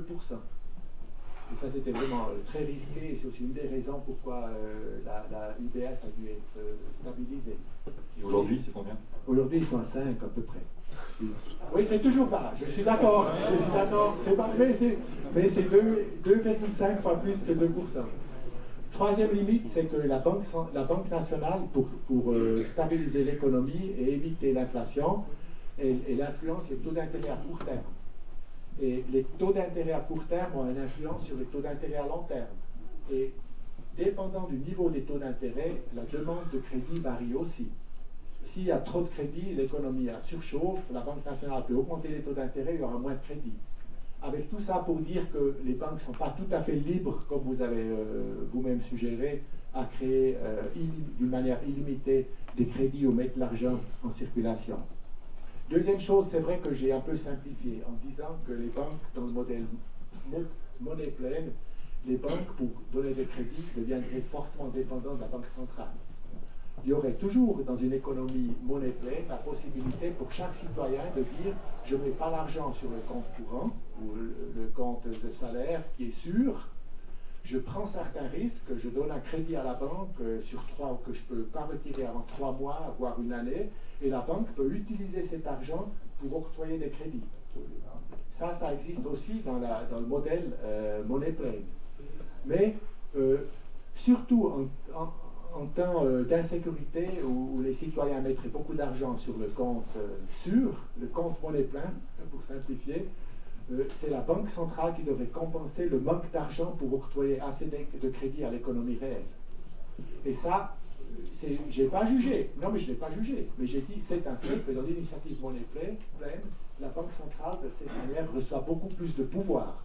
On fait aujourd'hui beaucoup plus confiance dans les banques et dans le marché pour tout le système de crédit. Dans l'initiative monnaie pleine, on donne beaucoup plus de compétences du côté de l'État. Alors maintenant, la troisième question, compétitivité. C'est vrai que nous avons une place financière forte en Suisse, elle est aussi importante pour l'emploi en Suisse, et vu qu'on limiterait la possibilité d'action des banques de cette manière, et que dans d'autres pays on ne fasse pas la même chose, ça devrait, de mon avis, ce ne serait pas un avantage compétitif pour les banques. Et c'est aussi pour ça qu'on craint que la place financière suisse perdrait de compétitivité si on était le seul pays à introduire un tel système. Peut-être la réponse de M. Rossi, brièvement, on approche de la fin. Juste une remarque en passant, parce que ça fait quand même réfléchir, je pense, la salle. Monsieur Gaillard, vous avez fait allusion à ce ratio de réserve, que si une banque a des dépôts bancaires suite à des lignes de crédit qu'elle a ouvertes, où ses récoltes n'est pas impréalable, on doit avoir quand même une partie déposée auprès de la BNS, c'est une très faible partie, c'est 2,5% ce ratio de réserve. Donc pour chaque 100 francs suisses qu'elle a en dépôt, elle doit en avoir 2,5 francs à la BNS. Et vous voyez quelle est la proportion, elle est assez ridicule d'ailleurs. Deuxièmement, vous avez vous-même fait appel, à cette idée de ratio de fonds propres qui a été augmenté, et vous avez mentionné ce chiffre de 5%. Alors, pensez-vous, en tant que particulier, dégager un crédit hypothécaire si vous allez à la banque cantonale ici ou dans n'importe quelle autre banque, et vous avez 5% de fonds propres, est-ce que vous pensez de nos jours, et il y a déjà quelques années, que la banque vous donne un crédit hypothécaire? Il faut au moins 20% de fonds propres. Donc, attention, 20% de fonds propres pour avoir un immeuble, qui est le gage du crédit hypothécaire. Et 5% de fonds propres, comme vous avez quoi comme gage? Rien, parce que les actifs financiers, souvent, c'est du papier scratch. Réponse rapide de M. Gaillard avant. J'ai pris il y a plusieurs critères pour le capital propre. J'ai pris maintenant le leverage ratio, ça veut dire pas du tout pondéré pour les risques. Mais on peut avoir différents types. Personnellement, je dirais aussi que les banques travaillent avec peu de capital propre comparé avec d'autres secteurs économiques.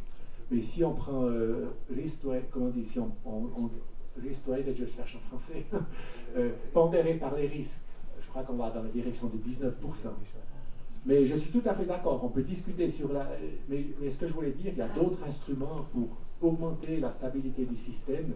J'ai aussi dit les anti-cyclical buffer et d'autres instruments que de changer le système de manière radicale. C'est la seule chose que je vois. Et puis c'est la ligne du Conseil fédéral d'aller successivement en direction de plus de stabilité pour les banques. On a aussi la FINMA, je ne sais pas comment on dit en français, l'autorité de surveillance pour les banques, qui regarde les bilans de près, surtout des grandes banques. Et il y a encore une mesure très importante. Comme dans la dernière crise financière, dans beaucoup de pays, on a dû vraiment sauver les banques et ça coûtait les États chers. On demande aux banques qui sont importantes pour le système financier de séparer leur activité pour qu'il n'y ait plus qu'une partie de la banque qui doit être sauvée, justement pour pouvoir sauver tous les systèmes de financement et de laisser s'effondrer le reste. Ça, c'est encore une autre mesure qui va dans la direction de donner plus de stabilité au système. Monsieur Massonnet. Non, c'était juste pour répondre à votre question, monsieur, sur la question des crédits fonds les dépôts. Et puis qu'effectivement, si on pense que les banques peuvent faire tout n'importe quoi, ça sera un business model assez sympa et assez rentable. Mais si on prend l'exemple de la ligne de crédit que je disais avant, on octroie une ligne de crédit à quelqu'un, ce quelqu'un l'utilise. Après coup, lui-même, il est endetté auprès de la banque, et la personne qui a reçu l'argent est, elle, créancière de la banque. Donc ici, on a le résultat du paiement et on a une relation de dette-créance dans la comptabilité de la banque. Donc, la banque va payer des intérêts à celui qui a déposé l'argent, guillemets, et elle va encaisser les intérêts auprès de la personne à qui elle a prêté, dans le cas de la ligne de crédit.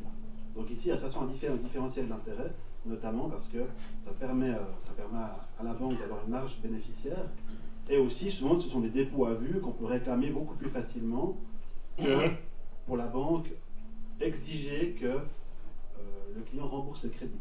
Donc là, il y a une différence de liquidité qui fait que ça peut expliquer la différence de taux d'intérêt.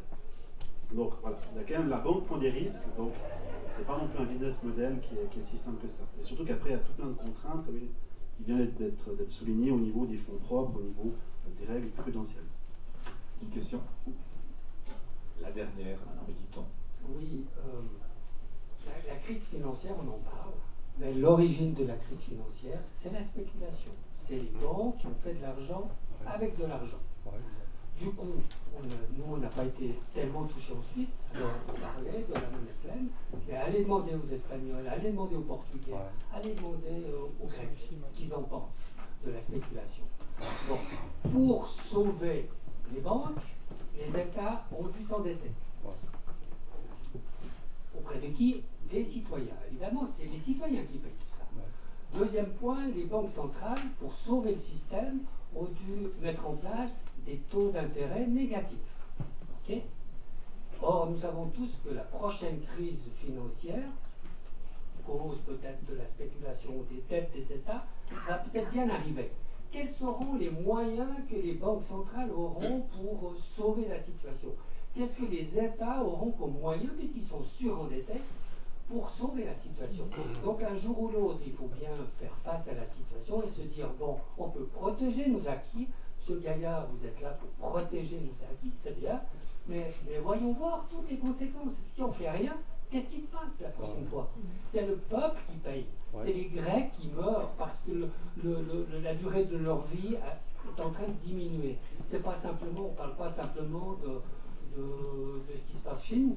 Donc pour moi, ça, c'est un grave problème, il faut y faire face. Je ne sais pas si la monnaie pleine va résoudre ce problème-là, mais franchement, ce n'est pas d'augmenter les fonds propres de 2,5% à 5% qui vont sauver la situation.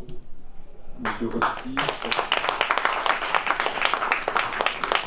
est-ce que cette initiative permettra de reconnecter la banque, le système bancaire avec la réalité? Cette initiative obligera les banques à revenir à leur métier original, le core business, octroyer des crédits pour nourrir l'activité de production des PME ancrées sur le territoire.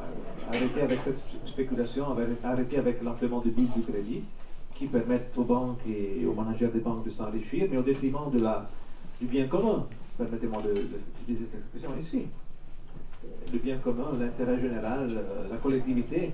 La société existe, même si Mme Thatcher disait qu'il n'y a que des individus. On a vu que le néolibéralisme nous a menés dans une crise financière majeure, systémique, et maintenant on prétend que c'est le néolibéralisme qui va nous sortir de cette crise. C'est impossible. Il faut changer complètement de fusil d'épaule et changer de perspective. Et la monnaie pleine n'est pas la solution qui va nous sortir de tous les problèmes, mais elle va nous permettre de réfléchir davantage et de changer complètement de perspective. Et l'origine de la crise, ce n'est pas la spéculation tout court, il y a toujours eu des spéculations, il y a toujours des spéculateurs. L'origine de la crise, c'est le crédit bancaire octroyé pour des activités qui n'ont rien à faire avec la production, qui sont peut-être d'origine aussi spéculative, mais la spéculation, c'est le comportement des acteurs. Et derrière le comportement, il y a des structures qu'il s'agit de réformer parce qu'elles fonctionnent de manière désordonnée. Il faut une réforme monétaire structurelle qui s'inspire de monnaie pleine, mais je dirais du plan Ricardo 1824, qui avait séparé la comptabilité de la Banque d'Angleterre, la Banque centrale anglaise, en deux départements. L'émission monétaire, premier département, et l'octroi de crédit, deuxième département. Et si on a cette perspective pour les banques commerciales aussi, si on sépare ces deux activités que les banques commerciales font de nos jours, elles vont pouvoir continuer à octroyer des crédits pour les PME, à partir de rien, mais elles vont être empêchées de donner des crédits qui ne reposent sur rien s'il n'y a pas une nouvelle production qui va avec. Donc il faut quelque part nuancer les propos, mais aller dans le sens d'empêcher le crédit pour le crédit et pour les banques, mais contre l'intérêt général. Monsieur Gaillard. Juste aussi pour répondre à cette question qui me semble la question la plus fondamentale. Première chose, pourquoi avons-nous eu cette crise financière qui est partie des États-Unis? C'était première chose une crise immobilière, et je crois vraiment que la politique économique doit tout faire pour éviter des crises immobilières, parce qu'ils sont toujours graves pour la population. Je rappelle à la crise des années 90 en Suisse, 6 années de stagnation, ça a aussi commencé avec une crise immobilière. Deuxième chose, les banques avaient créé plein de produits financiers pas transparents, que personne ne comprenait, que tout le monde a acheté, qui étaient dans tous les portefeuilles. Mais là, je dois dire que l'initiative un système monnaie plein n'aurait pas évité ces produits, de mon avis. On pourrait en discuter en détail. Mais ça veut dire qu'il faut de la transparence, il faut bien surveiller les marchés financiers. Et puis la troisième raison, c'était qu'il y a beaucoup de banques qui ont presque fait faillite et que la politique monétaire ne fonctionnait plus parce que la politique monétaire fonctionne par le biais des banques commerciales. Et c'est pour ça qu'on a dû faire plus pour stabiliser les banques. Maintenant, si vous parlez de l'Espagne, du Portugal, ça c'était la crise financière, c'était la première partie. Mais la deuxième partie, c'était la crise de la politique économique dans la zone euro. C'est qu'on a mis à l'avance le but de stabiliser les finances publiques avant du plein emploi. Et là, on a fait dans un premier temps pas mal d'erreurs. Et le banquier Draghi, qui a été fortement critiqué par le professeur Rossi, c'est quand même un de ceux qui a fait tourner la politique et qui nous a aidé à sortir de cette crise avec sa politique monétaire. Et moi, je voudrais dire que le bilan est beaucoup plus simple. Ce qu'il faut, c'est toujours avoir le plein emploi au premier but de la politique monétaire et fiscale, à long terme. Et là, je crois qu'on a fait en Europe, il y a beaucoup à apprendre, mais on a tiré quelques leçons. Mais je ne crois pas que l'initiative monnaie pleine, elle change les priorités politiques dans les têtes des gens. C'est un aspect plutôt, pour moi, plutôt technique, qui réorganise l'ordre monétaire, mais qui ne résout pas complètement ou que très partiellement le problème de spéculation. Et le fils aura la parole en dernier. C'était juste un détail par rapport à cette question de crise européenne en Grèce, en Espagne. Alors, les effets de la crise économique et financière en Espagne, surtout en Grèce, ont été et sont toujours dramatiques. Donc ça, c'est un élément essentiel à prendre en compte. Par contre, la comparaison, elle n'est peut-être pas totalement heureuse parce que la crise européenne vient aussi du fait que les déséquilibres entre les pays européens résultent de la mauvaise conception de l'euro. Parce que l'euro, la Banque Centrale Européenne n'a pas le rôle de la Banque Nationale Suisse en Europe, n'a pas le rôle de la Banque Nationale Suisse en Suisse. Vous avez encore au niveau maintenant européen, c'est le système européen des banques centrales qui fonctionne dans le cadre des paiements, et chaque paiement entre les pays se fait avec les euros qui sont émis au niveau de chaque banque centrale. C'est comme si aujourd'hui, on faisait tous les paiements avec les francs suisses UBS, les francs suisses Crédit Suisse, mais que la BNS n'intervenait pas pour ici faire la compensation, faire les paiements. au niveau européen, la Banque Centrale Européenne ne remplit pas le rôle que remplit la BNS en Suisse, qui a pu exacerber un certain nombre de déséquilibres économiques et provoquer la crise. Il y a d'autres éléments à prendre en compte, mais notre système actuel monétaire, comme il fonctionne actuellement, il n'est pas parfait, mais on voit ici que justement on a un exemple de système monétaire un peu différent qui a provoqué des crises, une crise certaine, qui est l'un des éléments qui a pu provoquer la crise. Je crois que monsieur voulait faire une dernière intervention. Si j'ai bien compris, vous êtes du comité de l'initiative. Pas du tout, juste un supporter. D'accord. En regardant un peu dans l'histoire, je suis tombé sur un document disponible sur les archives du Conseil fédéral.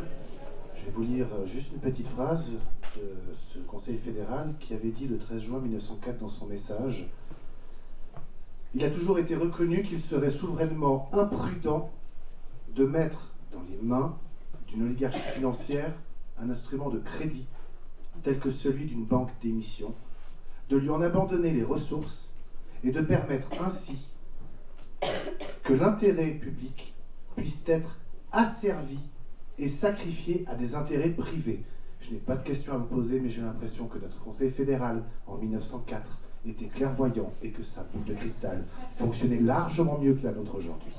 Je vous remercie.